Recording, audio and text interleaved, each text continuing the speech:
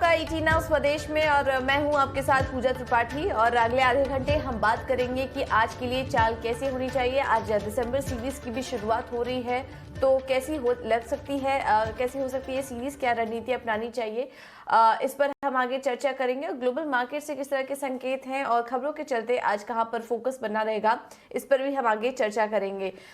लेकिन शुरुआत एक बार देख लेते हैं कि SGX एशियाई बाजारों से किस तरह के संकेत हैं। इस वक्त अगर एशियाई बाजारों का हाल देखें तो कमजोर शुरुआत देखने को मिल रही है। और देखिए ग्लोबली काफी ज्यादा प्रेशर भी है। कोरोना के बढ़ते मामलों से कहीं ना कहीं एक टेंशन बन रहा है और इसी का प्रेशर देखिए दबाव अमेरिका के बाजारों में भी देखने को मिल रहा है और एशियाई बाजारों में भी वो नर्वसनेस दिखाई दे रही है। SGX निफ्टी पर इस वक्त अगर नजर डालेंगे तो करीब 100 अंकों से ज्यादा की गिरावट इस वक्त SGX निफ्टी में देखने को मिल रही है। तो शुरुआत अच्छी नहीं है SGX निफ्टी की। हालांकि अमेरिकी बाजारों के बारे में बात करें तो कल तो बाजार बंद थे, थैंक्सगिविंग के चलते यहाँ पर कुछ एक्शन नहीं हुआ। लेकिन अमेरिकी फ्यूचर के बारे में अगर बात करेंगे, डाउ फ्यूचर्स में करीब 300 अंकों की गिरावट देखी गई। तो किस तरह के संकेत दिख रहे हैं ये हम आगे समझ लेते हैं। और डिम्पी मेरे साथ जुड़ चुके हैं ज्यादा डिटेल्स लेकर। डिम्पी, डाउ फ्यूचर्स इस वक्त देखें तो 300 अंक नीचे है। क्या कोरोना के नए वेरिएंट की टेंशन से ये गिरफ्त देखने को मिल रही है? और डिम्पी हमारे से दोबारा जुड़ेंगे, लेकिन इस वक्त ये जो कोरोना के बढ़ते मामले हैं इस पर एक बार एक चेक ले लेते हैं। और बताया जा रहा है कि नया वेरिएंट और भी ज्यादा खतरनाक है। इसमें स्वास्थ्य मंत्रालय की किस तरह से तैयारी है और क्या एडवाइजरी जारी कर सकती है, इस पर पूरी डिटेल्स ले लेते हैं। और समीर मेरे साथ जुड़ चुके हैं पूरी डिटेल्स के साथ।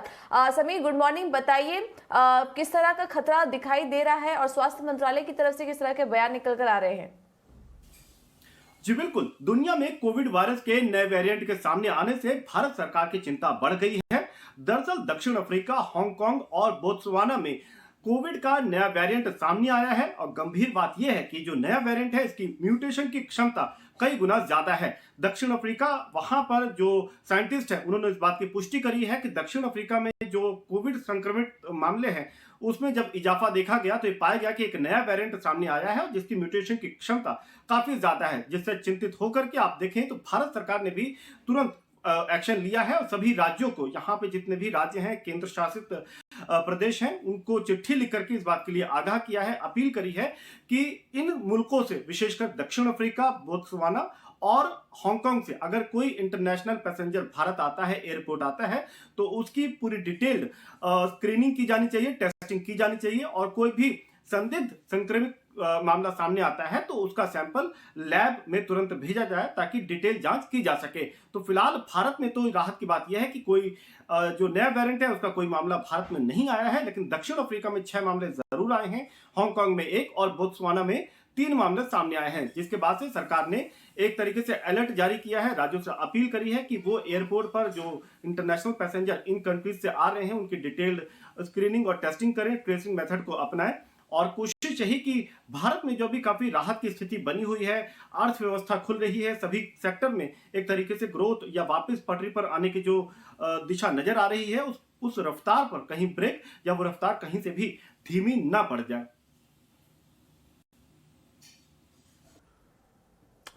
बिल्कुल, तो एक नए वेरिएंट आने का खतरा है और पहले के मुकाबले ये ज़्यादा खतरनाक हो सकता है, ये कुछ बयान आ रहे हैं स्वास्थ्य मंत्रालय की तरफ से। तो उन्होंने भी जितने भी राज्य सरकार हैं उनको सतर्क रहने की यहाँ पर एडवाइस दी है। लेकिन अब डिम्पी के पास चलते हैं। डिम्पी, कहीं ना कहीं ये डिस्कशन अब हम खत्म कर चुके थे और हम रिकवरी की अब बात कर रहे थे कि कोरोना के मामले अब धीरे धीरे कम हो रहे हैं, अब सुधार हो रहा है। लेकिन अब फिर से देखिए, इससे ये अंदाजा लगाया जा सकता है कि अब हम फिर से उस डिस्कशन पर आ गए हैं। बाजारों में प्रेशर दिख रहा है, स्वास्थ्य मंत्रालय फिर से अलर्ट हो चुका है। तो क्या लग रहा है आपको ग्लोबली, और क्योंकि डाउ फ्यूचर्स में भी हमने इसका रिएक्शन देखा, क्या फिर से बाजार कोरोना की गिरफ्त में आ सकता है? ये जो संकट फिर से आ रहा है। देखिए, आपकी बात और समीर की बात दोनों को मैंने सुना और उस दोनों में मैं कुछ वैल्यू एडिशन और आपके लिए कर देता हूँ। जिस मोटेशन की बात हो रही है, जिस वेरिएंट की बात हो रही है, वो है B.1.1529। ये एक नया वेरिएंट है। रही बात, जैसे समीर बता रहे थे कि वो ज़्यादा मोटेट कर सकता है और 10 टाइम्स ज़्यादा मोटेट कर सकता है। जो पुराना डेल्टा वेरिएंट है, जिससे कि ज़्यादातर यूरोपियन कंट्रीज जूझ रहे हैं, जिससे भारत भी सेकेंड वेव में जूझा था। तो वो उससे भी 10 टाइम्स वो ज़्यादा हो सकता है। गंभीरता ये है। दक्षिण अफ्रीका में 100 केस आ चुके हैं, इसकी गंभीरता ये है। हालांकि हांगकांग में केस थोड़े कम है, लेकिन फिर भी हांगकांग हाई अलर्ट पे डाल दिया गया है। एक और चीज़ मैं आपको बताना चाहूँगा, 25 नवंबर के आंकड़े आपकी स्क्रीन पर आ जाएंगे, जो कि यूरोपियन कंट्रीज़ के हैं। जर्मनी के अंदर 75,000 नए केस आए हैं और ये अपने आप में नया अलर्ट वहाँ पे है, नया रिकॉर्ड है वहाँ पे। फ्रांस, पुर्तगाल जैसे देश में भी करीब संख्या है वो 30-30 हज़ार पार हो गई है। चेक रिपब्लिक में तो बाकायदा हेल्थ इमरजेंसी घोषित कर दी गई है। तो अफ्रीकन कंट्रीज़ में, माफ़ कीजिए, यूरोपियन कंट्रीज़ में जो चिंता है और साथ ही दक्षिण अफ्रीका का वेरिएंट में नया ज़्यादा मोटेट हो के आना, ये गंभीरता तो बता रहा है। अब भारत के आंकड़े भी रख देता हूं ताकि आपको इससे क्लब होके ये पता लग जाएगा कि भारत में स्थिति भी पिछले कई दिनों में थोड़ी सी खराब हुई है, कम से कम डेथ के मामलों में। दो बड़ी चिंता है। पहला, एक तो डेथ की रेट बढ़ गई। पिछले 9 दिनों में मृत्यु दर में 121% का इजाफा हुआ, जहां पर 15 तारीख को करीब 200 लोगों की डेथ हुई थी। अनफॉर्चुनेटली वो 23 नवंबर को बढ़कर करीब 450 के आंकड़े के आसपास पहुंच गई। एक और चिंता है कि अब वापस स्कूल वगैरह सब कुछ खोले जा रहे हैं, तो सरकार थोड़ा अलर्ट तो है, इसलिए जैसे कुछ थोड़ा बहुत हो रहा है तो एडवाइजरी जारी हो रही है। सरकार की एक और बड़ी चिंता भी है, जिसने राज्य को चिट्ठी लिख के बाकायदा बताया है कि आप टेस्टिंग बढ़ाइए, क्योंकि कई राज्य हैं जिनकी टेस्टिंग को लेकर चिंता है, जैसे कि महाराष्ट्र, केरल, गोवा, मणिपुर, पंजाब जैसे राज्य शामिल है इसमें, जहां पे टेस्टिंग की दर बेहद कम है। तो उनसे बोला गया कि अपनी टेस्टिंग रेशो बढ़ाइए। हो सकता है भारत में भी टेस्टिंग बढ़ने के साथ साथ कुछ केसेस आपको और बढ़ते हुए दिखें।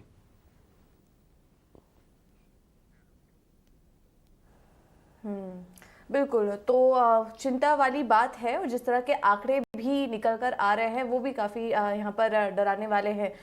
डिम्पी, बहुत बहुत शुक्रिया आपका, लेकिन आप बने रहिए हमारे साथ। हम खबरों वाले शेयर्स जानने के लिए भी आपके पास आएंगे, लेकिन एक बार देख लेते हैं कि एफआईएस और डीआईएस के आंकड़े किस तरीके के थे, और इसके बाद हम नीलेश के पास भी चलेंगे और निफ्टी और बैंक निफ्टी पर रणनीति भी समझेंगे। एफआईएस की तरफ से भी लगातार यहाँ पर बिकवाली देखने को मिल रही है। करीब करीब 20,000 करोड़ से ज़्यादा की बिकवाली अगर हम देखें तो पिछले एक आध हफ्ते में देखने को मिल चुकी है। और कल का भी जो आंकड़ा आया है वो 2,300 करोड़ की बिकवाली कल कैश मार्केट में एफआईएस करके गए। हालांकि घरेलू निवेशकों ने खरीदारी की है, 1368 करोड़ का ये आंकड़ा है, और इंडेक्स फ्यूचर में जो आंकड़ा है वो 598 करोड़ का जो खरीदारी है वो एफआईएस की तरफ से देखी गई है। इंडेक्स ऑप्शन में ये आंकड़ा हम आपको बता देते हैं, 5,413 करोड़ की जो खरीदारी है वो एफआईएस ने इंडेक्स ऑप्शन में की है। तो इन तमाम आंकड़ों को कैसे समझना चाहिए, क्योंकि अब नई सीरीज की भी शुरुआत हो रही है, तो किस तरह से अप्रोच करना चाहिए बाजार को, ये समझ लेते हैं। और नीलेश मेरे साथ जुड़ चुके हैं बाजार पर रणनीति लेके। नीलेश, गुड मॉर्निंग, बहुत बहुत शुक्रिया समय देने के लिए। इस वक्त जो संकेत मिल रहे हैं और जो खबरें आ रही हैं वो कुछ पॉजिटिव नहीं है एशिया ग्लोबल मार्केट की भी तरफ से, और अब हम नई सीरीज में एंट्री भी करने जा रहे हैं, तो किस तरह से अप्रोच करना चाहिए, और बैंक निफ्टी और निफ्टी में आज के लिए क्या रणनीति बनाकर चले? गुड मॉर्निंग टू यू पूजा। पूजा, देखिए, कल के सेशन में हमने एक पुल बैक देखा था। इनफैक्ट मैं कहूँगा कुछ दिग्गज कंपनियों ने काफ़ी स्ट्रांगली पार्टिसिपेट किया था, और निफ्टी का अगर ओवरऑल स्ट्रक्चर देखें तो एक दबाव तो जरूर हमें देखने को मिल रहा है, बट बीच में एक पुल बैक की संभावनाएं भी बनती हुई नजर आती है। तो यहाँ पे फ्रेश ट्रेड खरीदना अवॉइड करना होगा। जिनकी भी लॉन्ग पोजीशन है, 17,410 के स्टॉप लॉस से अपनी पोजीशन पे लॉन्ग साइड में मेंटेन कर सकते हैं। 17,410 का अगर लेवल टूटेगा तो यहाँ पे हम प्रीवियस जो स्विंग लो बना था 17,216 का, हो सकता है उसके आसपास फिर से फिसलते हुए नजर आए। जो कंसर्न है वो है बैंक निफ्टी।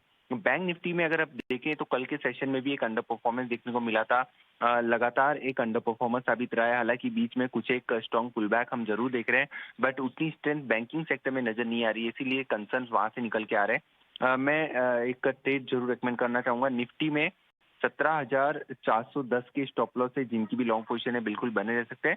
17,650, 17,700 तक का पुल बैक आने की संभावना यहाँ पे नजर आती है। अगर वो पुल बैक आता है तो डेफिनेटली एक सेलोन राइज की रणनीति अपनानी चाहिए, और जो भी पुल बैक आते हैं वहाँ पे एग्जिट के बारे में ही सोचना चाहिए। और बैंक निफ्टी में कोई ट्रेड नजर नहीं आता। यहाँ पे एक अभी भी स्ट्रक्चरल ब्रेकडाउन हमें देखने को मिल रहा है। लगातार ऊपरी स्तरों से lower top and lower top formation बन रहे हैं, और जो खराब काउंटर है वो एक्सिस बैंक और इंडसइंड बैंक। इंडसइंड बैंक भी अगर आप देखें तो ऊपरी स्तरों से लगातार इसने lower top and lower top formation बनाया, अपने 200 डीएमए को भी ब्रेक किया है। तो ऐसे कुछ प्राइवेट सेक्टर बैंक है जो अभी भी स्ट्रक्चरली वीक लगते हैं, तो इसीलिए बैंकिंग को अवॉइड करें, और अगर उछाल मिलता है तो अपनी पोजीशन में एग्जिट करने के बारे में सोचना चाहिए।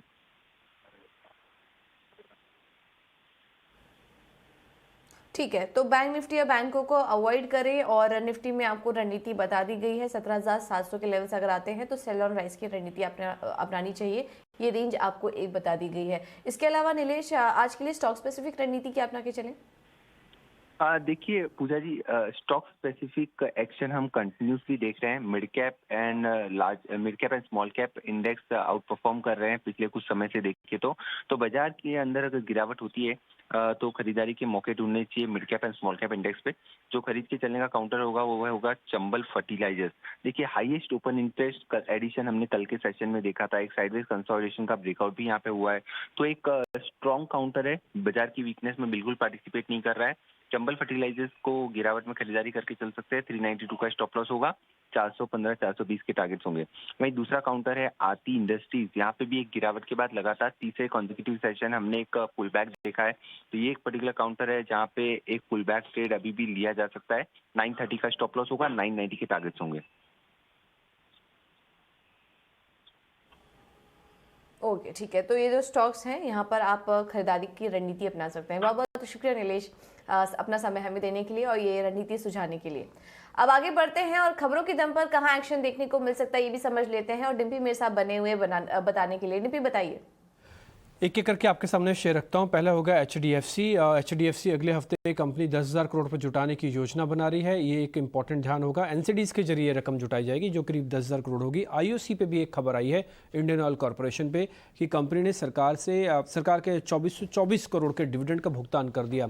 टिपिकली ये डिविडेंड सरकार को इसलिए मिलता है क्योंकि सरकार की सबसे बड़ी हिस्सेदारी है, इसलिए डिविडेंड का सबसे बड़ा चंक आप वहीं देखेंगे और इसका भुगतान आईओसी ने बता दिया कि उसने गवर्नमेंट को दे दिया है। येस बैंक पे खबर है कि अमेजॉन पे और AWS के साथ इन्होंने करार किया है। ये यूपीआई पेमेंट्स के लिए करार है जिन्होंने येस बैंक के साथ किया। हालांकि शेयर के भाव में रेंज ही बनी हुई है, कुछ खास बड़ा फर्क नहीं है, लेकिन हाँ एक टेक्नोलॉजिकल टाई अप जो है येस बैंक ने अमेजॉन पे के साथ किया है।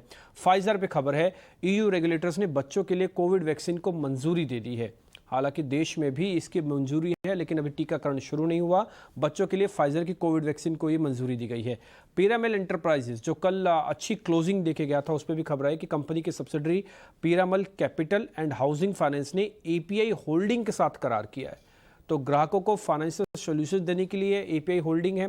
करार के जरिए कंपनी FY22 के अंत तक 100 करोड़ का डिस्बर्समेंट भी करने का लक्ष्य है, यानी कि फंडिंग होगी, कैपिटल होगा।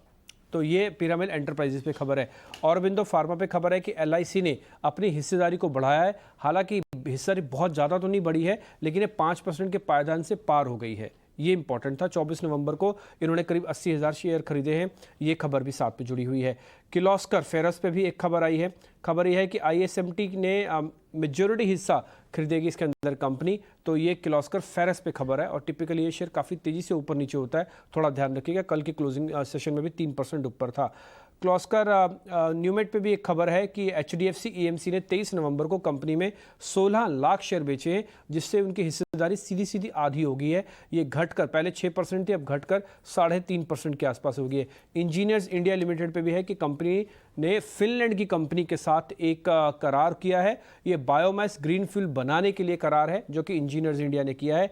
थॉमस कुक पे भी एक है कि MIC सेगमेंट में मजबूत रिकवरी इन्होंने देखना शुरू कर दिया है। ये MIC सेगमेंट है क्या? ये मीटिंग है, इंसेंटिव्स है, कॉन्फ्रेंसेज है और एग्जीबिशन है जो पर्टिकुलरली थॉमस कुक का एक बड़ा हिस्सा है जिसमें वो सर्विसेज प्रोवाइडर है। तो वो कह रहे हैं कि इसके अंदर हमको ग्रोथ देखने को मिल रही है। कुछ फंड एक्शन में जल्दी से आपको बता देता हूँ, जैसे इंडियन हाउसिंग फाइनेंस पे PNB बारीबा ने कुछ शेयर्स बेचे हैं इनके और ये खबर आई है। और SIS लिमिटेड जो कि एक सिक्योरिटी से जुड़ी हुई कंपनी है, यहाँ पे एक अमेरिकन फंड है जिन्होंने करीब 26 लाख शेयर कंपनी के खरीदे हैं 535 के रेट पे।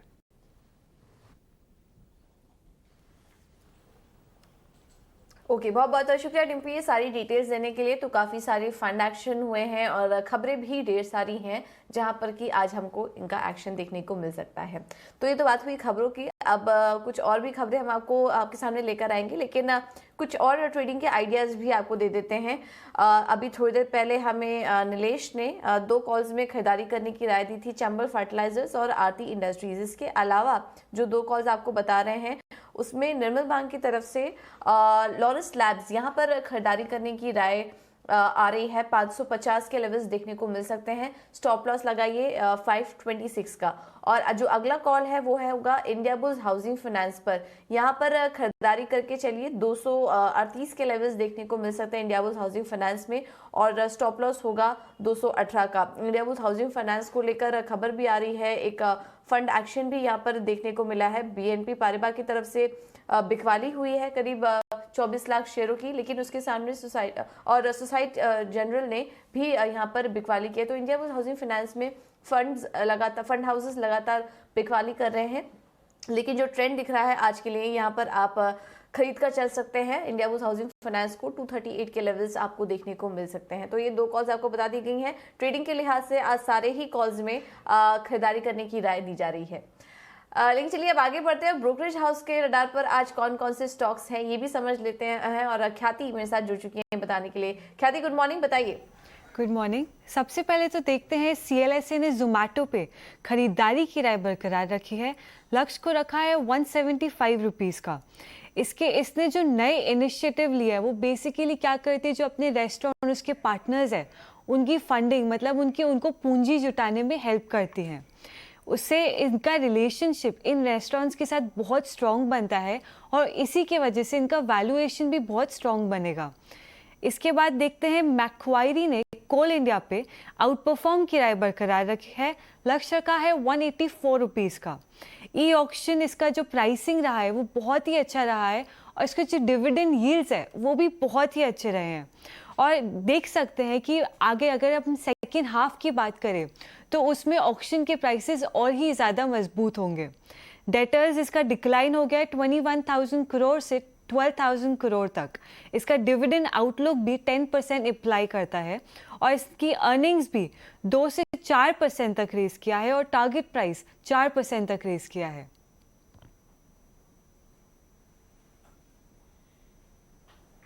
बिल्कुल। तो आज केवल 2 ही रिपोर्ट है, एक आई है जोमेटो पर और एक है कोल इंडिया पर, जहां पर कि हमारा फोकस रहेगा। बहुत बहुत शुक्रिया ख्याति ये डिटेल्स देने के लिए। तो जोमेटो पर 175 का लक्ष्य देख रही है CLSA, और मैक्वायरी कोल इंडिया पर 184 के लेवल्स देख रही हैं। तो यहाँ पर आप नजर रखिए।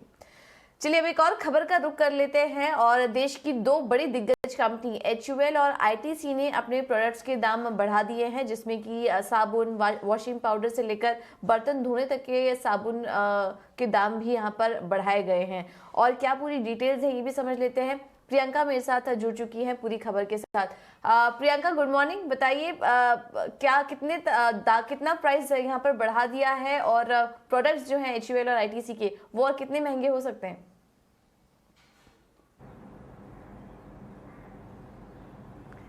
गुड मॉर्निंग पूजा। देखिए ये दूसरी बार है इस साल में जब बड़ी FMCG कंपनी यानी HUL या ITC इन्होंने अपने दाम बढ़ाए हैं।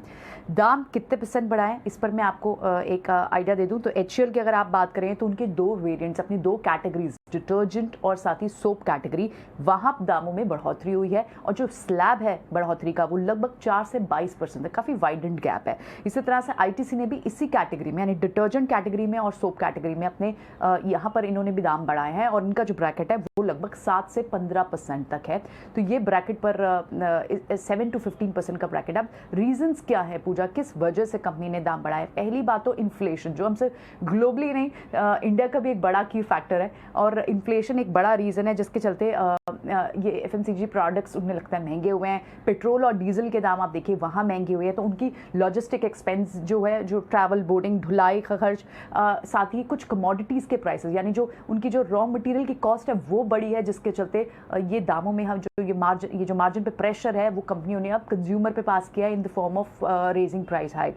पाम ऑयल मेजरली जो उनके जितने भी इंग्रेडिएंट हैं उनमें सबसे इंपॉर्टेंट जिसका प्राइस सबसे ज़्यादा बढ़ा वो था पाम ऑयल। इसमें साथ ही कुछ और कमोडिटीज़ जिनके दाम बढ़े, और जिसके बाद अब कंपनियों ने ये डिसाइड किया है कि वो कुछ वेरिएंट्स के, कुछ प्रोडक्ट कैटेगरीज के दामों में बढ़ोतरी करेंगी। पूजा,